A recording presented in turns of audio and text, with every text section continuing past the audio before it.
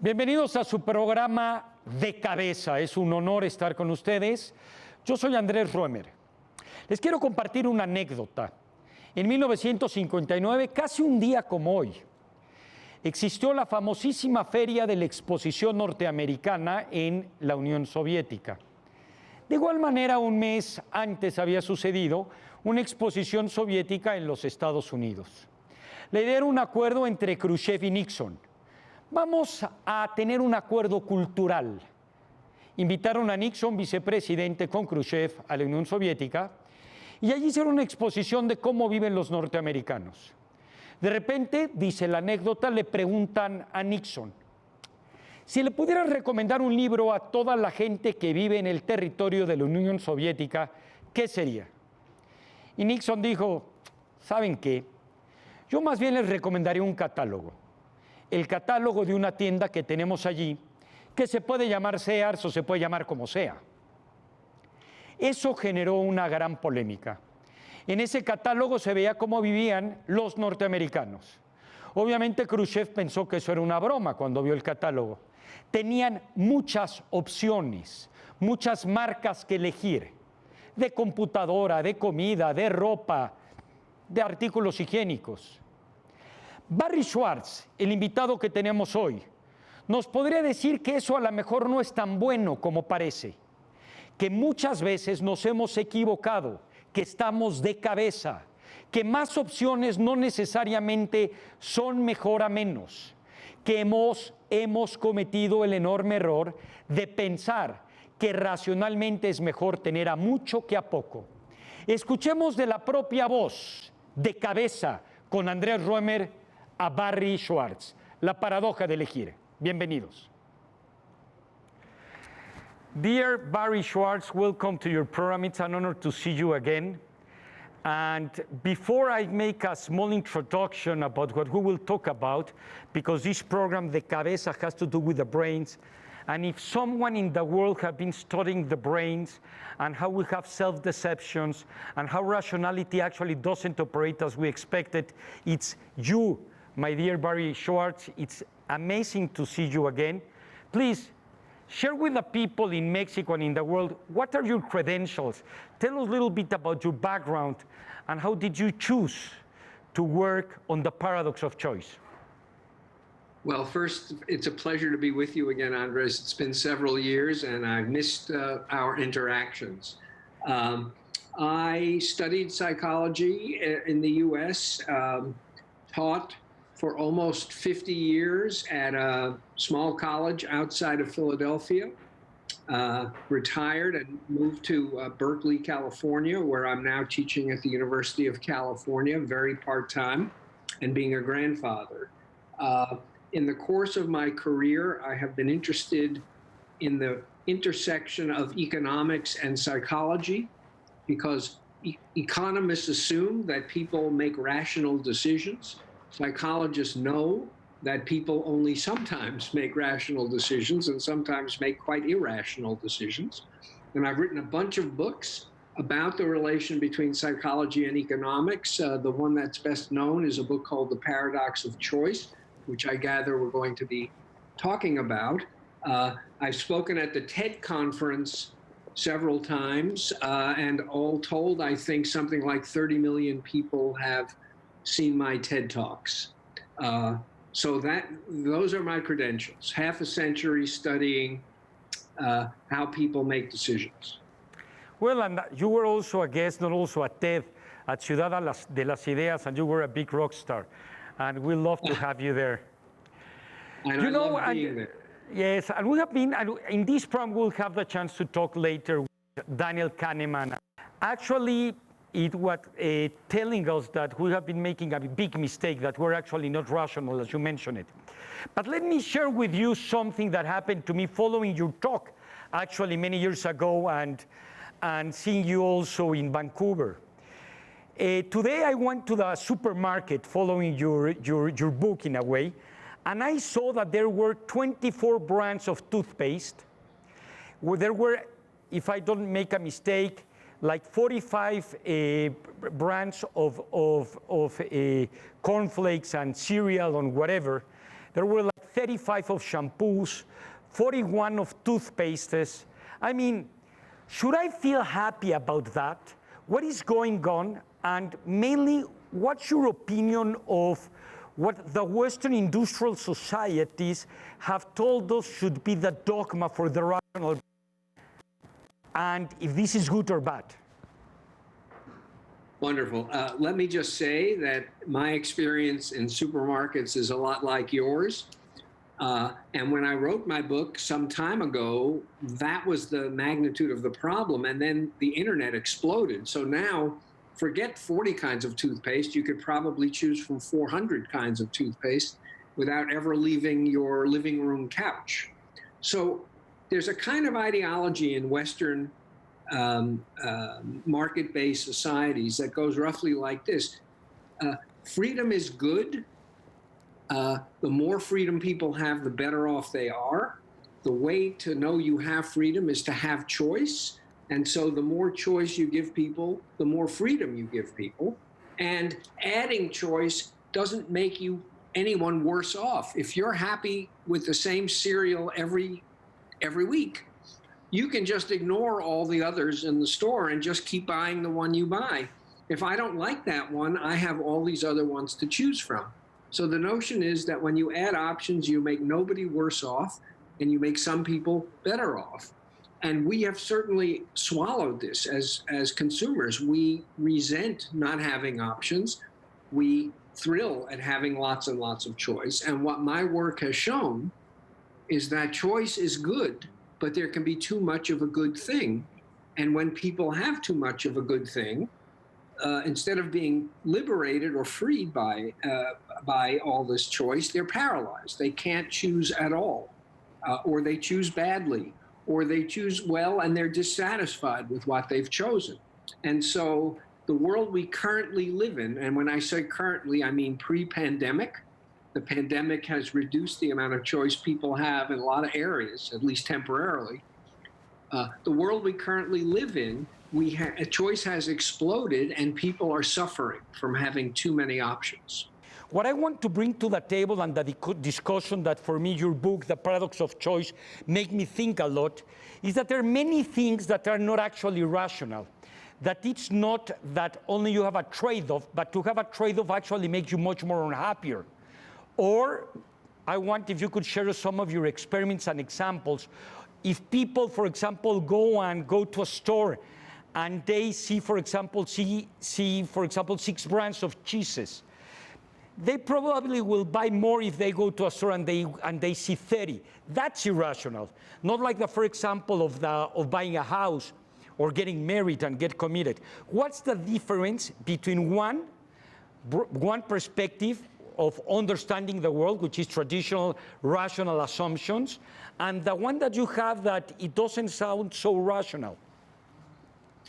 Well, so it's an interesting thing because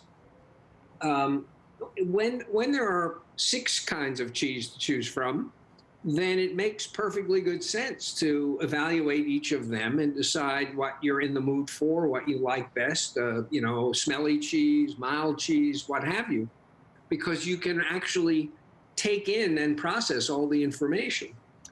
But when there are 6,000 cheeses to choose from, you just can't do that. You'll starve to death before you decide what cheese to buy. And so the model of gathering and evaluating information and doing a cost-benefit analysis of all the options makes sense when the option set is limited. But it makes no sense when the option set is essentially infinite. And so better model is to figure out what you want, to figure out what you like, and then go out into the world and find it. And if you're lucky and you find it with the first thing you look at, then you stop looking. And if you're unlucky, you keep looking until you find it. But what you never do is examine everything out there so that you can end up with the best cheese, or the best job, or the best restaurant to eat in, or the best romantic partner. There are a lot of potential romantic partners out there. You could spend your whole life online trying to find the perfect partner. And if you do that, you'll probably live your life alone.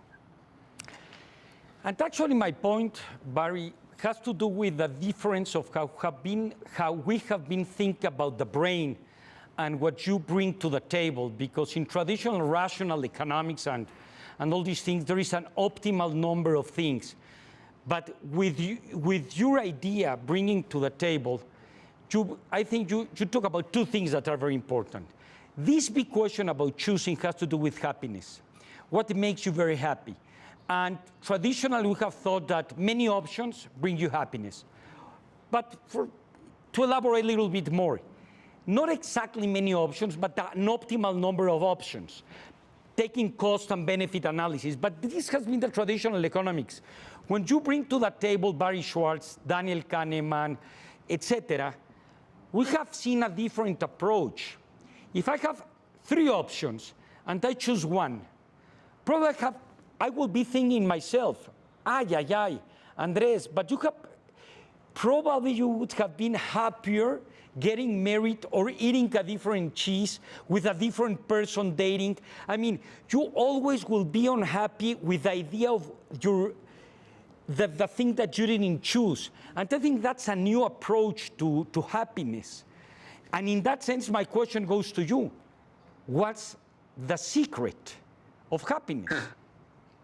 Well, if I knew the secret of happiness, I would be happy to share it. I don't, but I do have some insight into what helps us live happy and satisfying lives and what gets in the way. So in the case of your cheese, or it could be a romantic partner, you're right.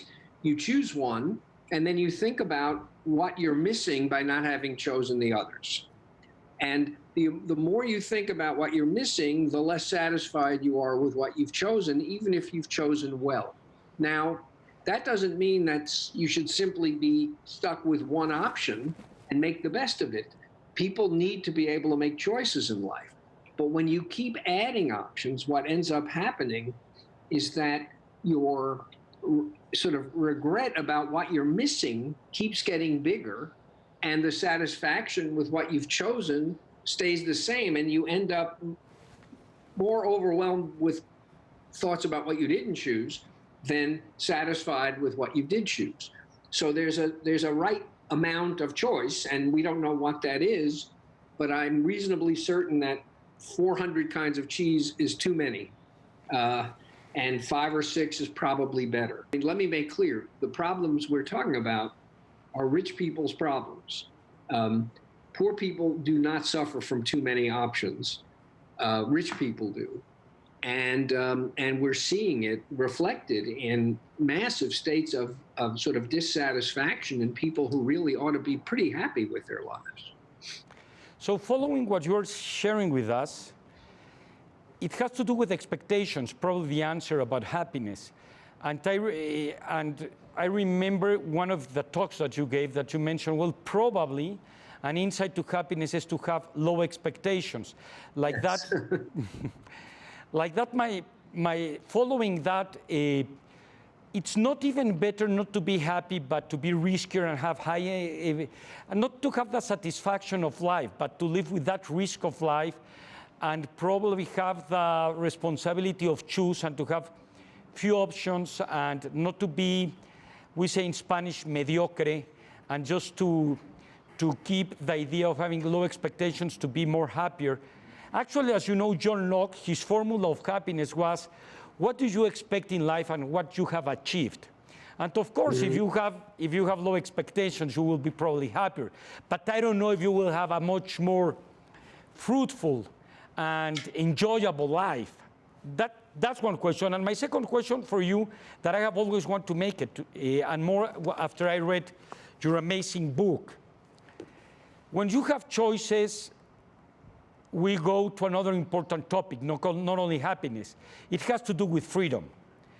What are the assumptions of freedom that you have read and that you think we are wrong, and that you talk a little bit about it in the book?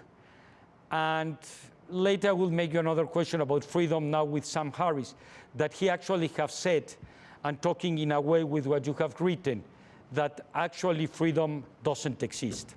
I'm sorry to ask you so many questions, please. Well, so first, I looking for a good enough outcome rather than the best outcome is not the same as being satisfied with mediocre.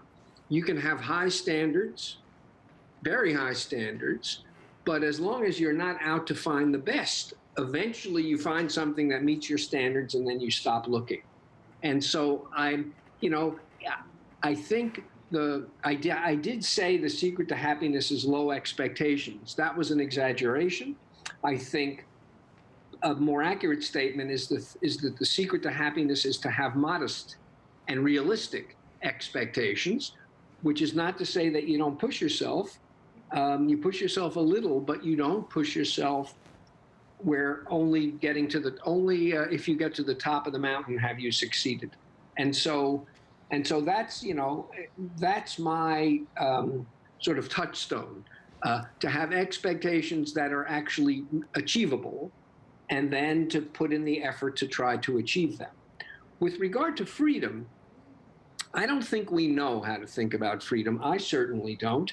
As psychological science makes more and more progress, understanding how the mind works and what determines what people do, it seems as though more and more of the activities that we think of as freely chosen by us have some external cause. In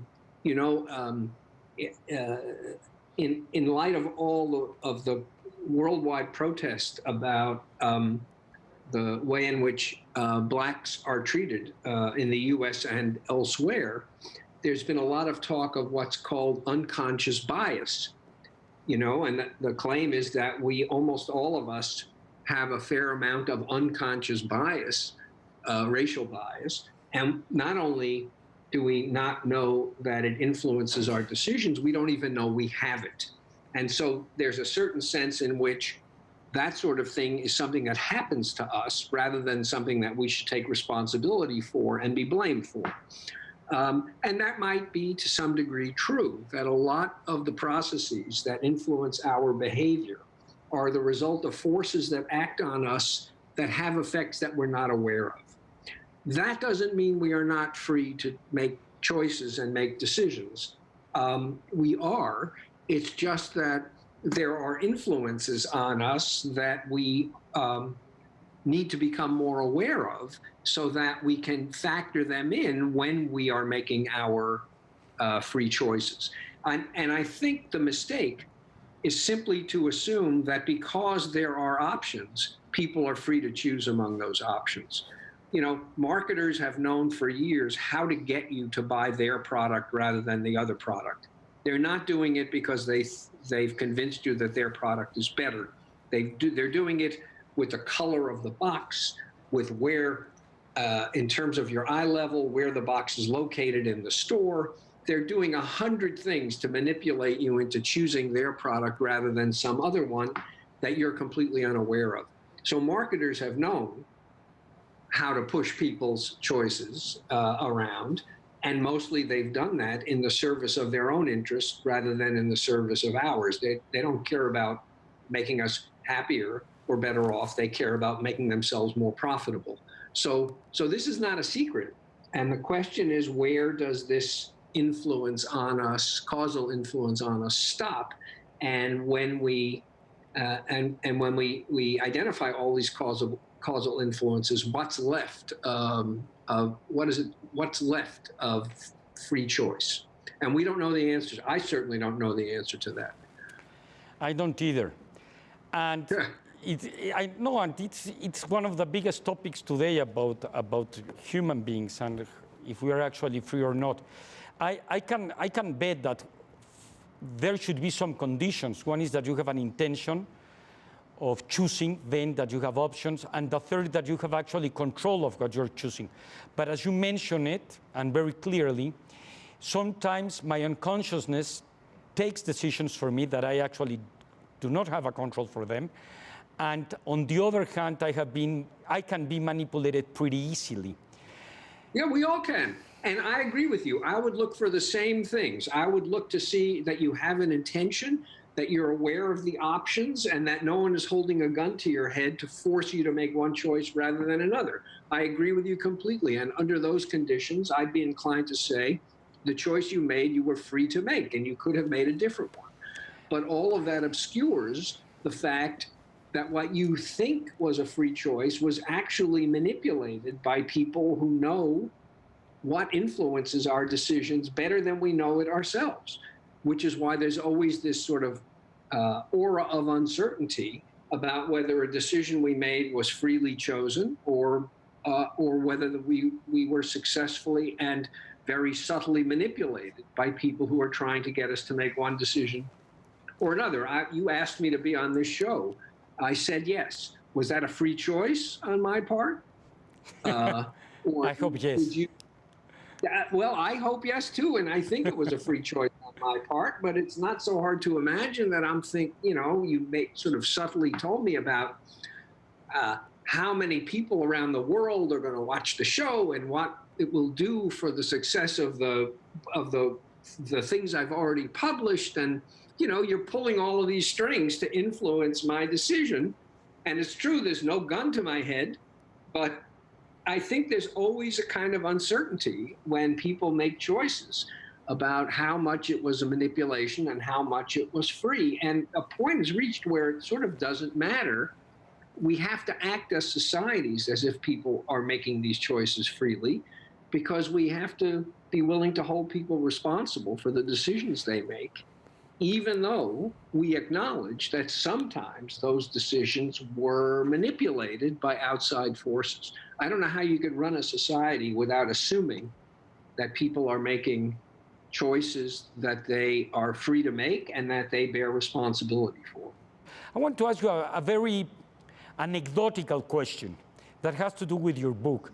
When I was going to get married, I was going to ask to the person that married us, which actually was Dan Ariely and two other friends from Saturday Night Live.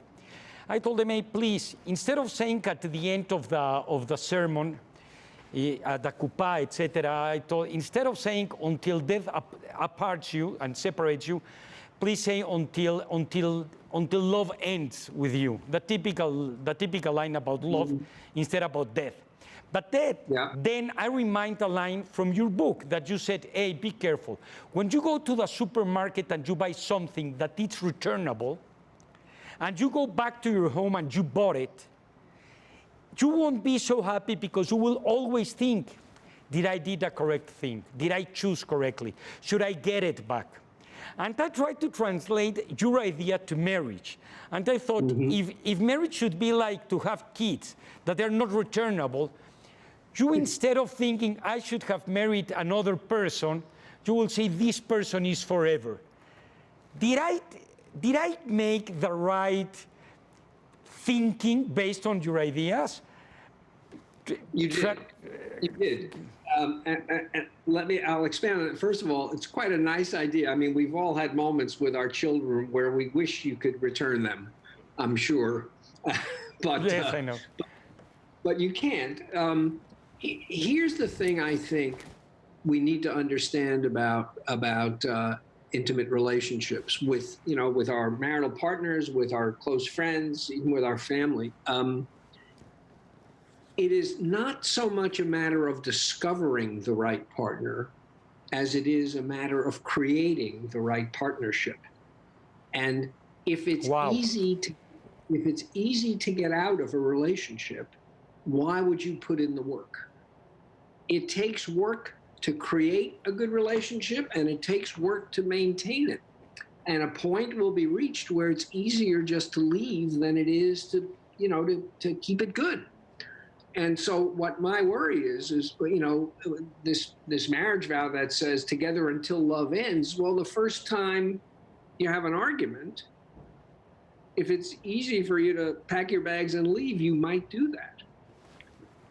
Whereas if it were harder for you to pack your bags and leave, you might ask, what can I do to make this better? And the result is, relationships that are much, much more fulfilling for all parties. Now, that said, sometimes people really get into incredibly horrible, destructive relationships. So there has to be a way out. And so there's a kind of continuum. You don't want it to be so easy that as soon as you have a bad day, you're out the door. And you don't want it to be so hard that you suffer with an abusive spouse for 40 years. You want it to be somewhere in the middle where it's hard but not impossible to end relationships. And I think Till Death Do Us Part is not a bad standard to adopt, understanding that it won't always actually work. Barry, actually, the time is over. I really appreciate all these 30 minutes with you. I have learned a lot. You make me think that sometimes we're the cabeza, that we don't think correctly, that we are actually head-ups. And I love the last line. It's not about discovering things or relations or partners. It's to create them. And also to think about things and to have a critical thinking as a solution to these all these manipulations. And it's the best and the first step. No, I don't know if to become happier, but yes, to live a life that it's in a way much more approachable to freedom and to your own decisions. I agree completely. And now, Andres, I have to get in a car and drive for 14 hours to see my daughter in Seattle. Have a nice trip. Thank you very much for being with us. And it's always a pleasure. All our love and thanks again. Bye-bye. Take care. Bye. Pues este fue Barry Schwartz. No sé qué opinen ustedes. Lo que les puedo decir que de cabeza con Andrés Roemer tiene como propósito no solo traer lo mejor del mundo a México y lo mejor de México al mundo, sino hacernos preguntas. Barry, a mí en lo personal, me dejó varias. ¿Realmente somos libres? ¿Es mejor tener muchas opciones como nos han hecho creer tradicionalmente la gente que estudia el cerebro humano? Las parejas, ¿es mejor que en lugar de descubrir con quiénes estamos y hasta que el amor se nos acabe, mejor decir esto es para siempre y conformemos una manera de inventar relaciones y crearlas? ¿Qué tanto nos manipula Facebook? ¿Qué tanto nos autoengañamos? ¿Qué tanto somos responsables de lo que elegimos? ¿Cuál es el óptimo de lo que elegimos? Esto y muchas preguntas, hoy con Barry Schwartz, de cabeza con Andrés Roemer. Tengan un extraordinario inicio de semana. Los veo el próximo domingo aquí, en ADN 40. Gracias, UNESCO, gracias a ustedes por estar con nosotros.